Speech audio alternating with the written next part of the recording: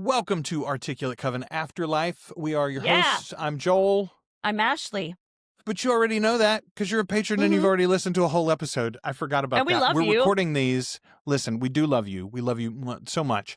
Hello, I am Joel Sharpton, one half of the Articulate Coven, and this is a very special treat for you YouTubers and YouTube fans of ours. I appreciate you watching us, and I hope this isn't the only thing that you're watching. If this is the first time that you found us, cool. We mostly do Anne Rice stuff, although we talk a lot of Stephen King here as well. Check out the other videos. I talk Dark Shadows also. I do some Dark Shadows reactions. All of that and more at articulatecoven.com. This, though, is our coverage of Welcome to Derry. It was a Patreon exclusive.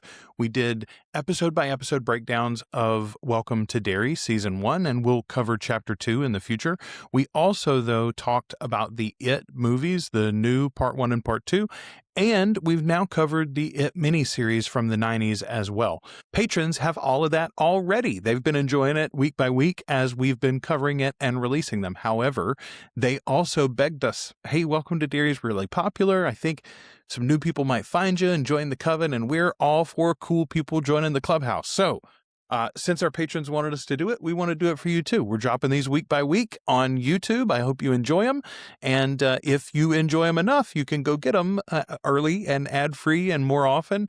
articulatecoven.com/join. We're recording this one out of sync though, because we finished Talamasca. We're waiting on you all to finish Talamasca before we record our feedback episode. We want everybody to see the finale. By the way, it's really fucking hard to stay out of those conversations on the in the Facebook group right now. I am like having to sit on my hands so that my fingers do not get crazy on the typewriter. So the official spoiler threads, I just haven't gone through very much. I've just been like, when I get those notifications, I just kind of click them and dismiss them. But it's when somebody posts spoiler thread on Talamasca and then they post a theory, I almost can't help myself. And when I read those, anyway. Yeah. So anyway, excited. That's why we have to do things out of order. Here's why we have to do things out of order, though, specifically. I could not wait another week to watch the next episode of Welcome to Derry. You were ahead of me. You were done. I say done. You're all caught up and current. I'm all caught up. And I'm dragging behind. Which, by the way, I had miswritten it in my notes, and I said episode 3 above my notes for this, and I was like, wait a minute. Oh, no. We haven't watched episode 3 yet. No, we're just 2 in. We're just 2 in, y'all. Show. Yeah. It's fun. They did not like heavy load the scary in the first episode. This one I would say is not quite as scary as episode 1, but boy, it is clear that it is going to continue to be a frightening TV show. But yeah, they didn't front load the scary. This show is going to be scary all the way through. Yeah. It's going to have up and down patches for sure, but like for instance, this was kind of a bookend of horror this episode. So like the beginning's got some real fucked up shit, and then the end's got some real fucked up shit, and then the middle is just good storytelling. Starting back in that theater is fucking diabolical, Ashley. Like, oh man. Just in case you forgot. Hey, do you remember all those kids you fell in love with last week? And how we tore them all to pieces. Yeah, even the little girl. Oh man. Okay. The theme song was the theme song in episode 1. It must not have been, right? I don't think it was. That opening is so creepy and horrifying. I love it. Just terrifying. It's this. Okay. There was what was it?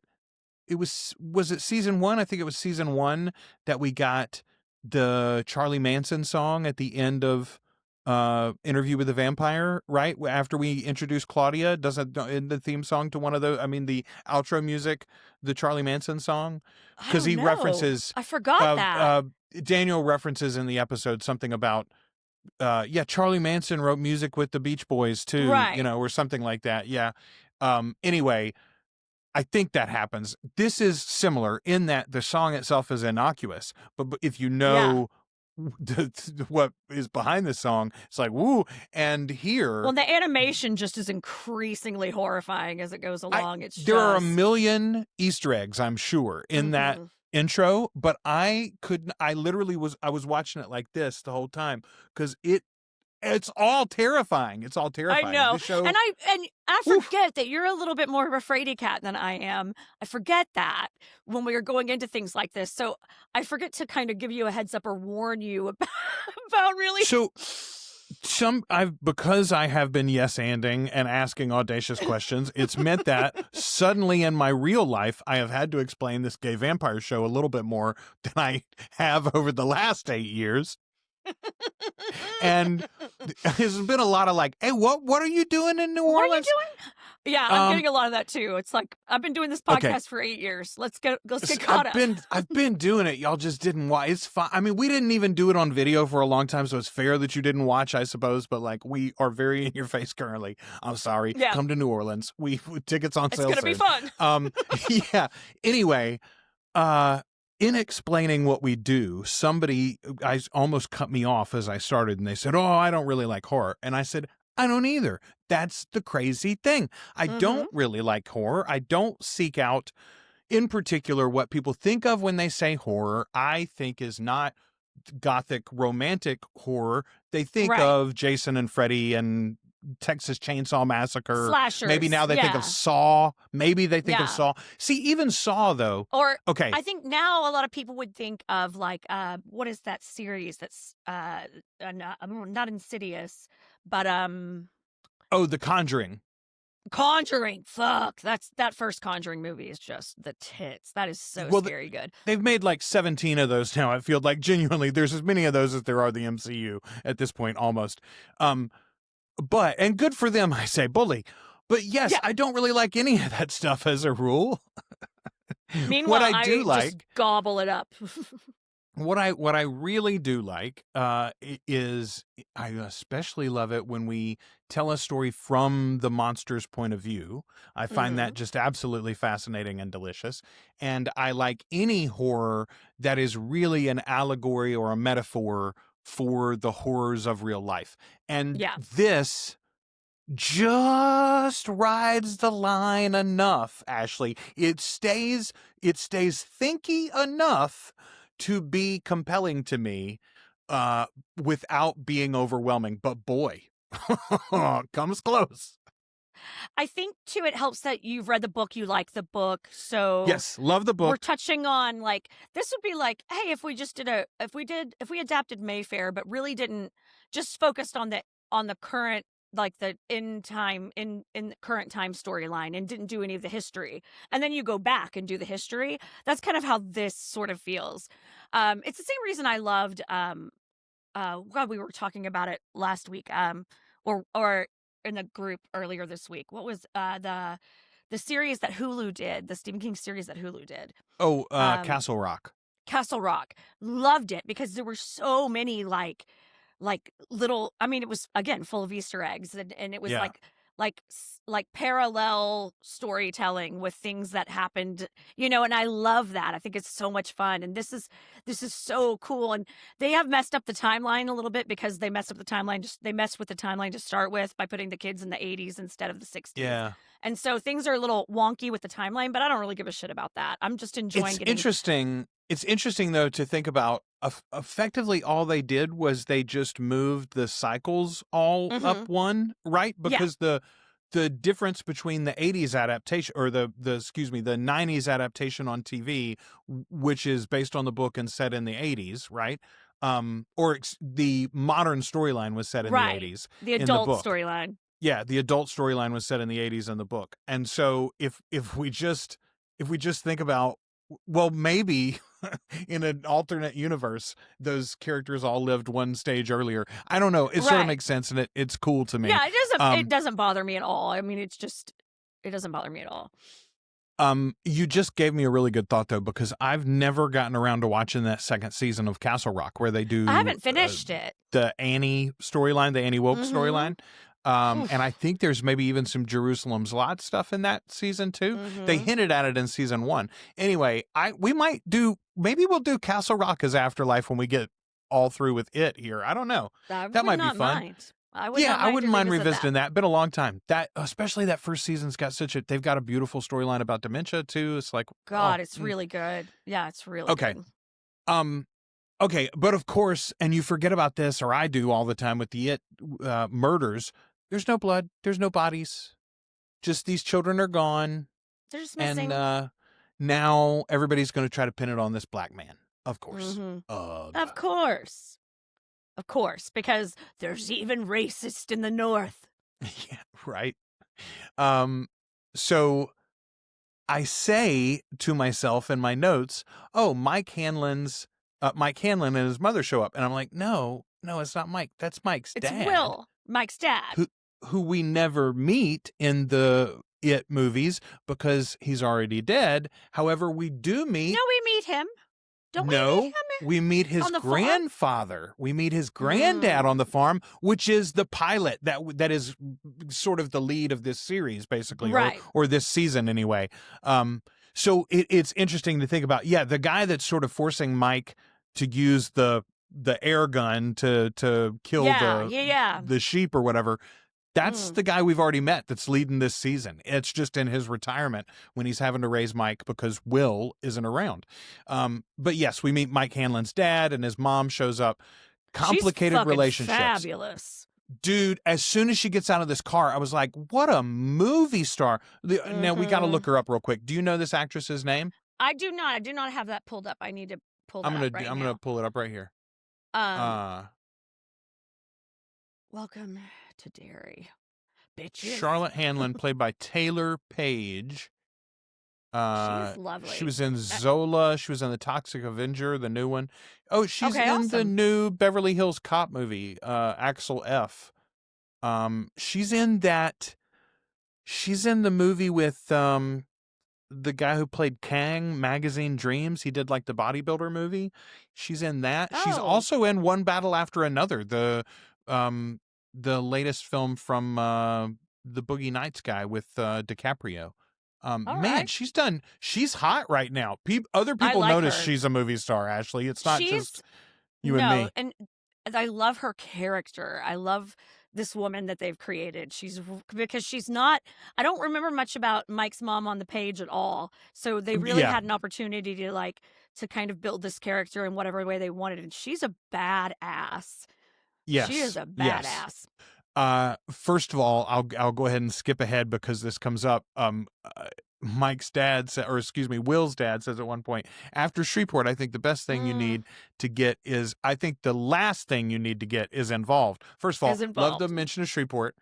For those that don't know, Shreveport's not far from where I am, and that matters because Shreveport is where they keep huge Air Force most of the It's most of the B-52s that America owns.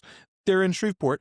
Shreveport was the second place that President Bush went on 9/11. When he left that classroom, they took him to Shreveport first, and then on to NORAD or wherever they kept him until they were sure that things were over. But yeah, he came here first. So again, in that 80s scenario, or here in the early 60s scenario, where they are worried about nuclear warfare, Shreveport's one of those places they would have shot. Yeah, I love it. 100%. I love it. Okay. Marge is and I do not use this word lightly, C-U-N-T, cunt. I suspected in episode 1, but she shows her colors so early here. Who cares about your stupid patty cakes when she finally gets told off? But and it just gets worse as the episode goes on. When you're such a cunt that the It girl also realizes your cuntiness, ma'am. Well, yeah, she is trying so hard to fit in. It's that pick me energy that I'll do whatever it takes to fit in and to be seen. It's an insidious little path to go down. Bless Marge. She is a mess.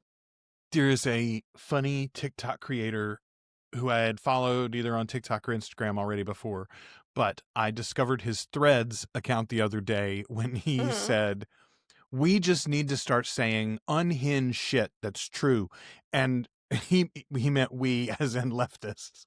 Right. And he said, we need to imitate the MAGA movement by things they can't refute, really. And so he then made a long list, multiple threads worth of all capital statements. And many of them were very funny, Ashley. But the one that got me And it made me follow him on Threads too. Bubba didn't blow himself. Bless Bubba. My God. Anyway, yeah, I like that pick Bubba me could energy. be Bubba could be a horse, Bubba could be Bill Clinton, and former Bubba could president. be another man named Bubba, which is hilarious to me. I immediately, this is what's so funny, when someone said that, oh, it's definitely not Bill Clinton, my 80s child brain immediately went to the fact that Michael Jackson once owned a chimpanzee named Bubbles. Mm-hmm. Apparently someone owns a horse named Bubba, so no one knows what's happening out there in them streets. Apparently Palm Beach is a hell of a city. But there are you got to watch out for the Marges of the world. Yes, you have to be very careful with the Marges because they're playing both sides and they don't care who gets hurt as long as they're progressing down their path of awesomeness. And they will burn you at you know who else was a Marge? Oh, Linda Tripp. Oh, Linda Tripp. Calling up on the phone and recording shit about a blue dress, right? That is a Marge if I've ever met one. Anyway, fuck Marge is what I'm saying about this show. Cannot wait for it to eat her in the sewer.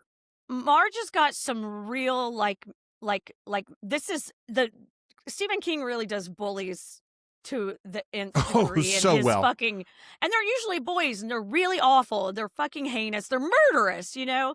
But they've nailed like a girl bully really well with this, because that girl that's trying to get into the cool crowd and is just on the edge of it, you know, she keeps getting put in her place by the most popular girl, you know, so she's not in the group. She's trying to stay in the group or get in the group or wedge herself in there. And she doesn't care about the collateral damage because it's so important to be cool, Joel. Again, I'm jumping forward a little bit to the later moment when they're in the let's see where it is. They're in the cafeteria later. Yeah, there you go. This is the note that I said. No matter how mean you are to your own community, they will never accept you. Mean Margie is too funny, so the alpha decides she needs to point out that Margie's poor. Haven't you been wearing that already? Some this week. Know your place, Margie.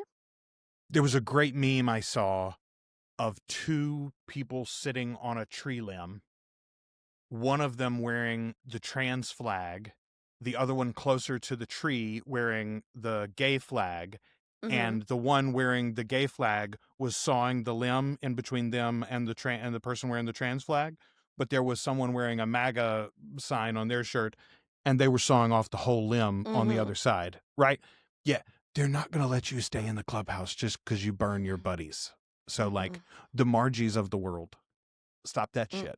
I love this storyline, though, is what I'm saying. I just love this storyline. These girls are such... That girl is a great little actor, too. She is playing that really, really well. The It girl is awesome, too. Lily Bainbridge? Yeah, she's... the mean girl, center, the head mean girl. Yes, the center of the head Patty. Yeah. Well, the gal playing Lily is just fantastic. She's just this poor girl. It's interesting to me too how they do lean so much into your memories of the characters from the main book, right? There are shadows of Bev and Lily. There are shadows of, I mentioned it already, we had a Richie in, I think it was Philip or whatever, or Phil, and we had a Eddie Tozier in, or no, I got it backwards. Anyway, there are echoes of all the kids that we're seeing in these. Some of them are literally ancestors relatives of the kids. Yeah. But it's not all of the same bag, right? King does this in his novels so often too. There are people like, for instance, we're going to meet Hanlon. We're going to, not Hanlon, we're going to talk about Dick Halloran in just a minute in this episode. And obviously he shows up elsewhere in King's novels, but also there are times where I'm thinking specifically about some of the organizations, but even characters, you're like, don't I know this character? And it's got a different name and it's not the exact character. But again, in a multiverse where things cycle and it's really all about storytelling, it makes perfect sense that you would have these echoes happening again and again and again. I dig it. boy, okay, we talked about proper scary. Climbing out of a fucking body is proper scary. This moment when she's on the bed and then she's stuck under the covers, but it's not covers, it's skin. Now and it's then a she's womb. breaking out of the womb onto the floor. Come to mommy. Oh my God.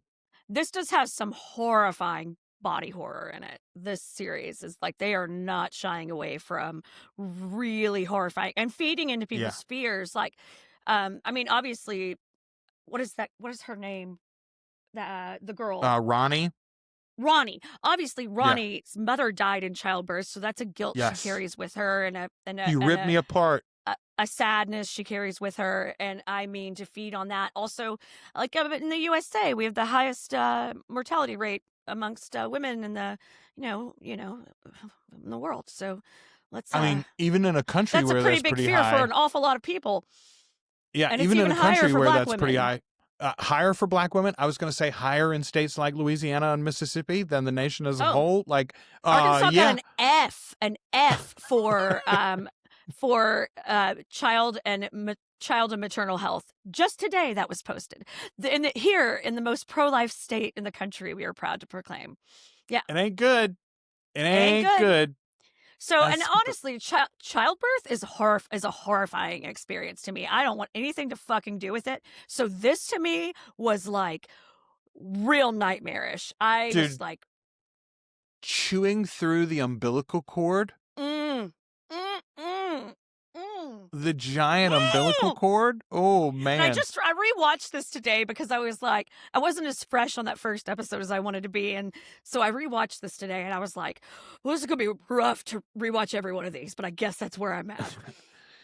I said something about like the tension on this show just being like so high, but they have just broken the fucking knob. Like there's no down. There are down moments, but even the down moments are involving like intrigue and well, no, okay, like think about like the moment in the cell when Major Hanlon goes in to confront the racist and figure out like that's not. I mean, there is a moment literally where he's pulled the gun on him and is trying to load it and cock it and shoot it at him or whatever. But that's not tension in like the horrific moments of this show. But it is tension because you are realizing, even if you haven't already at that point, you're like, hey, this white guy didn't do it. And why in God's name did they do it? And who did it? And why is he in here? Why would he confess to something he didn't do? Who's he trying to get out of trouble? I mean, there's 1,000 questions you have. Yeah. I skipped ahead, though. There's a great line. I mentioned one yesterday or last week about everything that's wrong with there's nothing wrong with America that can't be fixed by what's right with America. Here's a good one too. This isn't America. This is Derry. They're confronting the sheriff about stringing this theater guy up, and they're like, "You're not going to do your job." What they say is, "If you're not going to do your job, we'll elect somebody who will." What they don't say is, "If you don't do your job, we'll break into the jail. Just gonna kill him. We will string that black man up." Yeah.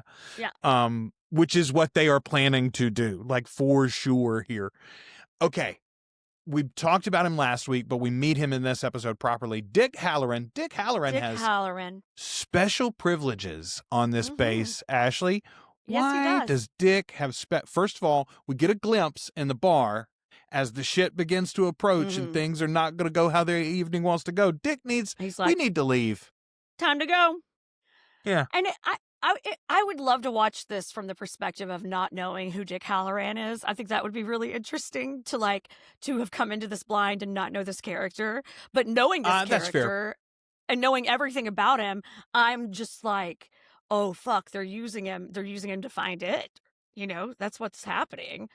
So in the novel, Dick is mentioned. He was a cook in the at the base. He was at the black spot when things go down, and his abilities were able to warn him, and he was able to save lots of people, or some people at least, from what happened at the black spot, which is what we're going to see this season. It's super exciting. I will say, since we do a show where lots of people got mad because of changes from the book, technically this is a change from the book. Dick Halloran is not a cook. It does occur to me, though, they've got an out, right? Because the official story or anybody's recollection would not have been what Dick Halloran's job actually was, because nobody knew that. No, Yeah, because they can't talk this about is that. top secret sneaky shit we're doing here. They are digging something up, Ashley. That's why they need Dick. That's why he's got special privileges, is because his shine is helping him find His something. shine. What could they be digging for in Derry? God, I wonder. Are you looking for monsters? Because there's monsters there. Okay, and this, again, we're skipping ahead. This is right at the very end of the episode where they finally let it in. Hanlon gets those special privileges now, too, after he's let in on it. I love, first of all, Major Hanlon finds out that Chekhov's racist is not Chekhov's Russian spy, and he confronts the boss with it. He says, I'm going to file an official report, and I just want to let you know that. Yeah. And I like that he does it that way, because I think he thinks the boss is in, like, you sent some goons to whoop me up and scare me out of this position. And I'm not scared, and everybody can go fuck off. The boss is like, well, I did send some goons actually to whoop your ass, but not the reason you think. I was testing you. I needed to know whether I could trust you. Okay. And that's James Remar, who I love. I love this actor. He's so good. He's good in everything he's in. He is always a good casting choice. He has sort of like a Tommy Lee Jones almost. He's got like a natural gravitas to to his being, the way that he looks, the way that he carries himself. And it adds all this sort of natural backstory to a character that you don't have to flesh out at all, really. You're just like, oh, I know this guy. Yeah. The shit he's seen. Yeah, he's played so many different types of characters too. Like he was one of Samantha's boyfriends on fucking Sex and the City. Oh my God, I forgot about that. Yeah. See, she caught him going down on another woman. Like, so he could be in my mind stuck as this like scumbag cheating guy. You know, like I could, in my brain, I could typecast him easily, but my brain does not allow that with this man. It's like anything he's in, I'm like, yes. I feel like he's the triangulation of like Willem Dafoe and William Fichtner that we've been watching on Talamasca. Like he's halfway in between. He's their cousin. Yeah, you know, he doesn't have the weirdness that Dafoe has. Not quite, but he's a little less handsome than Fichtner is. But he's got that same range. I think that he could do a romantic lead. He could also do a true psychopath that eats your face, and anywhere sort of in between, honestly. Anyway, he's great in this role. He's a Major Hanlon. Why don't you have that seat now? And he unloads. Major Hanlon had damage to his amygdala. What is the amygdala? That is the place in our brain where we process fear. So it turns out Major Hanlon is Daredevil. He is the man without fear. Well, and real useful in fucking Derry, where there's a monster that feeds off your fear. Why are you looking for that, boss man? Oh, we're just trying to dig up this weapon that emits a radiation effect of fear. Just uncontrollable fear that'll pop your heart and your brain right out of your body. Do you want to go down and find it? It will eat you. It will eat you. It will absolutely devour you and your children. I mean, okay, so now we are at the end of the episode. We're skipping ahead, but God damn it, they're looking for it. The government has known since the 60s that it is buried under this fucking town, and they let them suffer. This is a story about Flint, Michigan, by the way. This is a story about Cancer Alley, by the way. This is a story about. Derry. Anyway. Yeah. Fucking Derry. Yeah, it's crazy. Yep, it's wild. Okay, we did mention it, but and that also fits right in with Stephen King's writing, because the military's always doing shady ass shit. I mean, have you read The Mist? Yeah, or seen The Mist? Well, and Dreamcatcher and Firestarter and Tommyknockers and all of them. Yeah, so there's a lot of speculation apparently in the fandom, and I've tried not to watch anything or read anything, except I finally did watch things you missed in episode 1. Now that we were covering episode 2, but one of the things that they mentioned is there has long been speculation in the fandom that Mr. Gray from Dreamcatcher and it are either adjacent creatures of some sort, right, or maybe even just the same person or the same thing, the same entity. And already I do feel like maybe they're sort of hinting at that. The fact that the military was chasing Mr. Gray in particular so directly in the Dreamcatcher story, which, by the way, if you haven't seen that movie, the movie's not fantastic. It's a little silly and over the top, but it's fun still. And if I you had like, to stop reading that book because it was so fucking gross. I was like, this is gross. There's some real gross stuff in the movie too, but Steven, Kelly and I had a huge write me laugh out of it. something else after you're out of rehab, please. Yeah, that one was hard for me. Before we skip over this episode, though, and finish it up, which, by the way, the feedback on Afterlife has been great, but I do want to circle back and mention that, people are loving Afterlife over on Patreon, so thank you. Scariest shopping trip fucking ever, Ashley. This shopping trip for Lily to the grocery store, so well choreographed and filmed. The sliding shelves. Yes, and how that everything just started closing in on her, and the overhead announcements kept getting weirder and weirder and then worse and worse. Even before they got weird, just the fact that they were literally narrating the story as she rolled, like they would say something about Bubbles and she's in front of Bubbles. They would say something about SpaghettiOs and she's picking up a can of SpaghettiOs.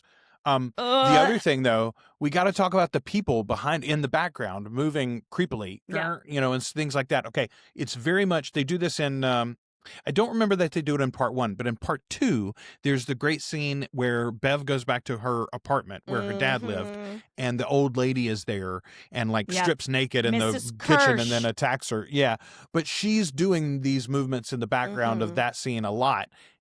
Everybody in the shop is doing it basically around Lily. It is, again, awful. Just the tension, and then broke the knob off and threw it across the room, and we're like, enjoy this, motherfucker. I've not eaten a pickle since I watched this, and I love pickles. Okay. The pickle scene in particular, I'm sort of wondering to myself, is it possible that Andy Machete has a beef with me personally and is trying to make sure that I don't get to finish this series?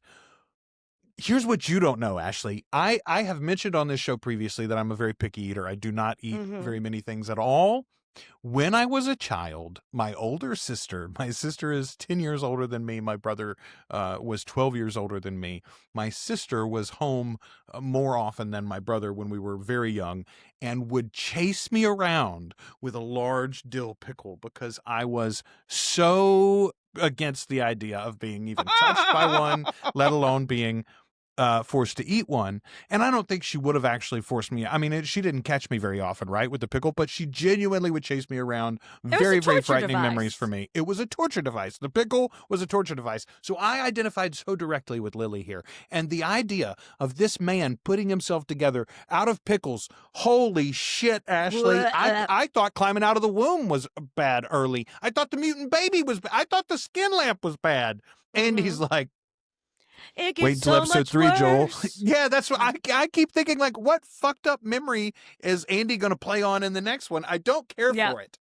I love pickles. I could eat an entire jar of pickles in one sitting, and I haven't even thought about eating a pickle since this episode. I guess the real lesson that we've learned is that my amygdala works just fine. Unfortunately, my amygdala is perfectly functioning. This is I love how creepy scary this is. I'm having so much fun watching it. I love when something is really genuinely scary to me because it takes a lot. I mean, the world is full of horrors and it takes a lot to really fucking wig me out a little bit. And this series has done it at least thrice now. So I mean, I do guess if you look at it like that, and I'm Ashley, not even talking about anything ahead of it too. Like I'm 4 episodes deep, and it's very useful. It's very useful to remind yourself we don't truly live in the absolute worst timeline. We could, in fact, be battling. We could be in Derry. Interdimensional demons who live under the ground. Your dead dad's face could be in your pickles, kids, and that's a bad day. All right. We'll be back soon with episode 3 of Welcome to Derry on the next Articulate Coven Afterlife. Until then, we have been your hosts. I'm Joel. I'm Ashley. And we are the Articulate Coven. Once we've finished Welcome to Derry, which we already have now, we're going to be talking about Stranger Things in a single episode, just because it's not really our bag, but it does have a lot of Stephen King connections. We're also going to be talking about the series Castle Rock from Hulu. We're going to be talking about heated rivalries in the future. That is very much in line with our vampire fans. We talk about Interview with the Vampire, which is soon to be the Vampire Lestat from AMC and AMC Plus. You can get all of it and early and ad-free, like I said, articulatecoven.com/join. But if you've just found us, there's a whole bunch of it to enjoy right here already for you. Thanks for watching these videos, and stay tuned because there's more of them coming.